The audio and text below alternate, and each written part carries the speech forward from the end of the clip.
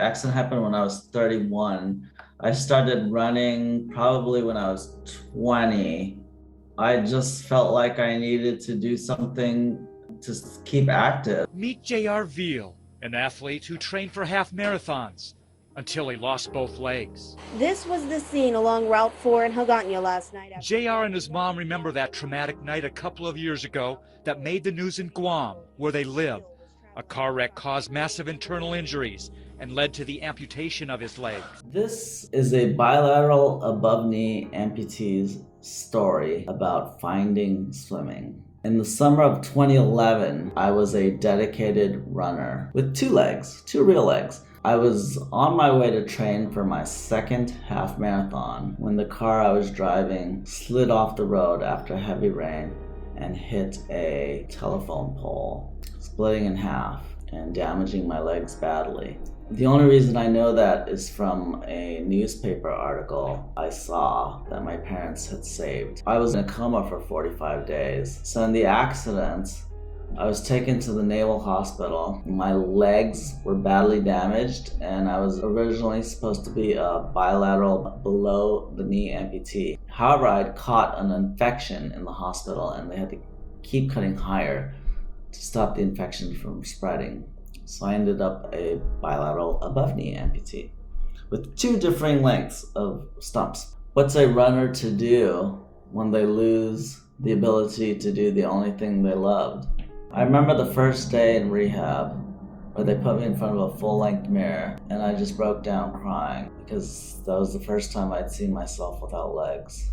How does a person who loved running so much deal with that? Running was my life at the time. I planned my meals around it, I planned my day around it. I looked forward to where I would run. I'd plan my routes for the night. I'd even determine what kind of run I would do.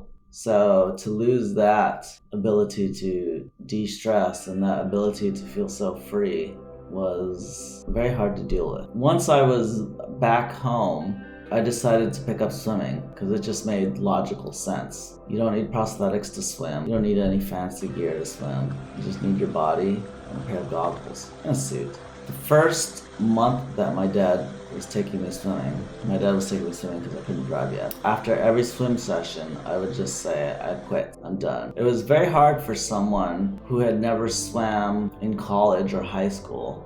I only swam for fun, so doggy paddle, a little bit of a sloppy front crawl, but nothing really, that resembled a swim stroke. So the first month was hard, because imagine trying to learn that without legs. So I was just frustrated every time, but after each swim, I was like, I'm done. I don't want to come again. But the next day, I would always come to my dad saying, can you take me swimming? And he would take me. No questions asked. Eventually, I think in about a month, I figured out the stroke and the timing that works for me. Because you've got to time the breathing and along with the stroke, and then you also have to make sure you have enough forward momentum, especially in my case with no legs to propel you, to make sure you have enough forward momentum to take the stroke, take a breath, and not flip completely upside down, which is what was happening in the first month. But once I figured that out, that was pretty exciting because I was getting the same psychological benefits that swimming provided. It just cleared my mind. The endorphins are always amazing. And, the sense of empowerment that I could have without needing a prosthetic aid to move about was so freeing.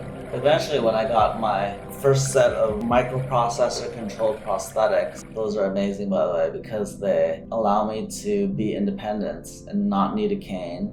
I was driving myself to the pool every day, with hand controls, of course. But I could walk to the pool, I could walk, from the parking lot to the pool, walk around the pool and feel safe and comfortable, confident doing it. Once I had reached that point, I was swimming every day.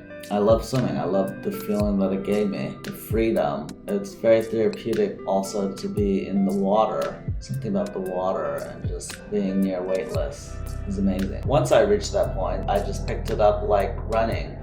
I was at the pool every day for 45 minutes to an hour, pushing myself until I was eventually swimming a mile a day. Once I was swimming a mile a day, I was pretty happy with myself. It gave me that same sense of freedom that I got from running. It gave me that same mind-clearing benefit that running gave me. So swimming, I guess in a sense, saved my life. It saved my sanity for sure. I don't know where I'd be without the ability to swim.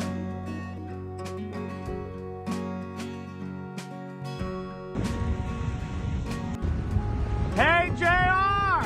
What you doing?